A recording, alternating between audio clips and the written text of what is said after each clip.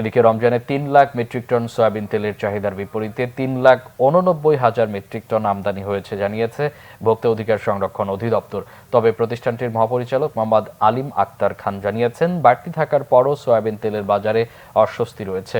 রাজধানীতে টিসিবি ভবনে রমজান উপলক্ষে করা সংবাদ সম্মেলনে ভোক্তা অধিকার সংরক্ষণ অধিদপ্তরের মহাপরিচালক বলেন, শুধু সরবরাহকারী প্রতিষ্ঠান নয়, ভোজ্য তেলের সরবরাহ ঘাটতির জন্য বিক্রেতারাও দায়ী।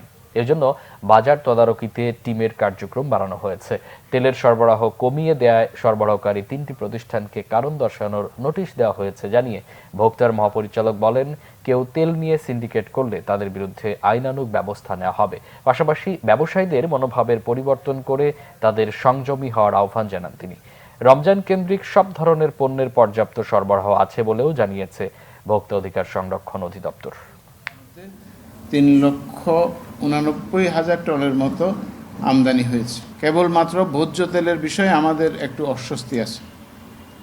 তা হলো, পর্যাপ্ত পরিমাণে ভোজ্য তেল আমদানি হলেও আমরা দেখতে পাচ্ছি কিছু ব্যবসায়ীর মাঝে বাজারে তেল সরবরাহের কৃত্রিম সংকট সৃষ্টির প্রবণতা রয়েছে বলে মনে হচ্ছে।